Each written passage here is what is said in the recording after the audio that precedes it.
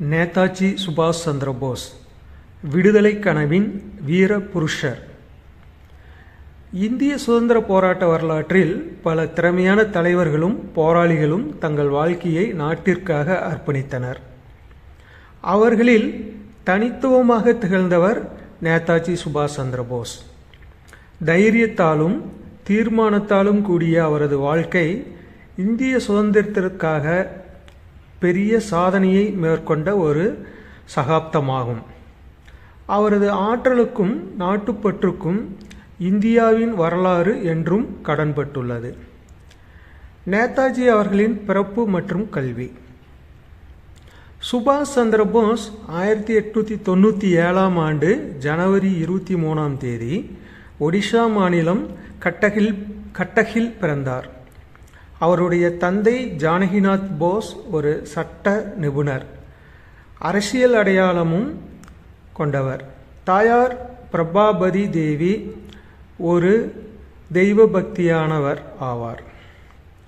சுபாஷ் அவர்கள் சிறு வயதிலிருந்தே உயர்கல்விக்காக ஆர்வம் கொண்டிருந்தார். அவர் கல்கத்தா பல்கலைக்கழகத்தில் தத்துவம் மற்றும் அரசியல் அறிவியலில் தனது உயர்கல்வியை பயின்றார். 1920 ஆண்டு பிரபல இந்திய சிவில் சேவைகள் ICS தேர்வில் வெற்றி பெற்றார். ஆனால் பிரிட்டிஷ் ஆட்சியின் கீழ் வேலை செய்வது அவருக்கு ஏற்க முடியாத ஒன்றாக இருந்ததால் 1921 ஆண்டு இந்த பதவியை ராஜினாமா செய்தார். நேதாஜி அவர்கள் சுதந்திர போராட்டத்தில் நுழைவு. சுபாஷ் சந்திர போஸின் அரசியல் பயணம் இந்திய தேசிய காங்கிரஸின் மூலம் தொடங்கியது. மகாத்மா காந்தியின் அஹிம்சா கொள்கையை மதித்தாலும் நேதாஜி ஒரு தீவிரமான மற்றும் வேகமான நடவடிக்கைகளை விரும்பினார். 1920 மற்றும் 30களின் பொழுது நேதாஜி நாட்டின் முக்கிய தலைவர்களில் ஒருவராக உயர்ந்தார். 1928 ஆண்டு சிம்லா மாநாட்டில் சுபாஷ் இந்தியாவிற்கு முழுமையான சுதந்திரத்தை கோரியவராக திகழ்ந்தார். 1938 ஆண்டு அவரை இந்திய தேசிய காங்கிரசின் தலைவராக தேர்ந்தெடுக்கப்பட்டார். சுபாஷ் சந்திர போஸ் மற்றும் இளைய இந்தியா. நேதாஜியின் தீவிர செயல்பாடுகள் மற்றும் விடுதலைக்கான முயற்சிகள் சிலருக்கு விருப்பமளிக்கவில்லை. காங்கிரசின் பழைய தலைவர்களுடன் அவருடைய கருத்து வேறுபாடுகள் பெருகிய போது அவர் காங்கிரஸை விட்டு விலகினார். நேதாஜி என்ற பெயரால் மக்கள் அவர் மீது அன்பும் அளப்பரிய மரியாதையும் காட்டினர். இந்திய தேசிய படை. சுதந்திரத்தை அடைய நேதாஜி அவர்கள் புதிய வழிகளை தேர்ந்தெடுத்தார்கள். 1940களில் அவர் பிரிட்டிஷ் காவலர்களிடம் கைது செய்யப்பட்டு அலிப்பூர் சிறையில் அடைக்கப்பட்டார். 1941 சிறையில் இருந்து தப்பித்து இந்தியாவை விட்டு பாகிஸ்தான், ஆப்கானிஸ்தான் வழியாக ஜெர்மனிக்கு சென்றார். அங்கு ஹிட்லரின் உதவியுடன் பிரிட்டிஷ் ஆட்சியை எதிர்க்க உதவி புரிந்தார். 1943 ஜப்பானின் ஆதரவை பெற்ற நேதாஜி இந்திய தேசிய படை இந்தியன் நேஷனல் ஆர்மி INA என்ற அமைப்பை மறுசீரமைத்தார். இந்தியாவின் சுதந்திரம் என்பது எங்கள் பூர்வீக உரிமை, அதை நாம் அடைய வேண்டும் என்ற கோஷத்தை எழுப்பினார். நேதாஜி தலைமையில் INA அசாம் மாநிலத்தின் இம்பால் மற்றும் கொஹிமா பகுதிகளில் பிரிட்டிஷ் படைகளுக்கு எதிராக போராடியது.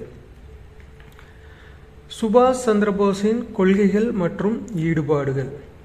நேதாஜியின் கொள்கைகள் ஒற்றுமையை மையமாக கொண்டிருந்தன. ஒற்றுமை மற்றும் சகோதரத்துவம், இந்தியாவின் அனைத்து மதங்களையும் சாதியையும் இணைத்து ஒரு பொதுநல நாடாக மாற்ற வேண்டும் என்ற எண்ணம், சுதந்திரம் பெறுவதற்கு ஆயுத போராட்டத்தை முன்மொழிவது, சமூக நீதியின் மேம்பாடு, அனைத்து சமுதாயங்களும் சம உரிமையை வழங்க வேண்டும் என கருதினார். கடந்த கால சாதனைகள் மற்றும் சாகசங்கள். 1945 ஆண்டு ஜப்பானின் தோல்விக்கு பிறகு INA வலிமை இழந்தது. ஆனால் நேதாஜியின் வழிகாட்டுதலில் இந்திய சுதந்திர போராட்டம் ஒரு புதிய திசையை கண்டது. 1945 ஆகஸ்ட் 18 தைவானில் நடந்த விமான விபத்தில் சுபாஷ் மரணமடைந்ததாக அறிவிக்கப்பட்டது. ஆனால் அவரது மரணம் தொடர்பான விவாதங்கள் இன்னும் மர்மமாகவே இருக்கின்றன. சுபாஷ் சந்திரபோஸ் அவர்களின் பணிகள் இந்திய சுதந்திர போராட்டத்தின் அடிப்படை தளமாக அமைந்தது. இன்றைய இந்தியா அவரது கொள்கைகள் சமூக சமத்துவத்தையும் பொருளாதார வளர்ச்சியும் அதிகரிக்க வழிவகுத்தது.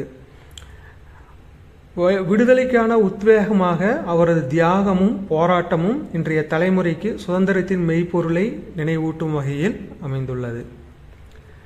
நேதாஜி சுபாஷ் சந்திரபோஸ் ஒரு போராளியும் தீர்மானம் மிக்க தலைவரும் மட்டுமல்ல, இந்தியாவின் விடுதலைக்கான நம்பிக்கையின் பரிபானமாக திகழ்ந்தார். அவரது வாழ்க்கையும் அவரது கொள்கைகளும் இந்தியாவிற்கு திசையை காட்டும் ஒளி ஆகும். நான் வெற்றி பெறாவிட்டாலும் ஒரு புதிய இந்தியா பிறக்கும் என்ற அவரது கனவு ஒவ்வொரு இந்தியரின் நெஞ்சிலும் என்றும் நிறைந்திருக்கும். இன்று நேதாஜி அவர்கள் நம்மிடையே இல்லை என்றாலும் அவர் இந்திய விடுதலைக்காக அவருடைய தியாகம், போராட்டம், அர்ப்பணிப்பு, அவருடைய கொள்கையின் தீவிரத்தன்மை போன்றவற்றை அவருடைய பிறந்த தினமான இன்று ஜனவரி 23 அன்று நினைவு கூர்ந்து நம்மளுடைய வருங்கால இளைய தலைமுறைகளுக்கு நாட்டுப்பற்றின் முக்கியத்துவத்தையும் தியாகம் மற்றும் அர்ப்பணிப்பின் முக்கியத்துவத்தையும் கொண்டு சேர்ப்பது நம்ம ஒவ்வொரு இந்தியரின் கடமையாகும்.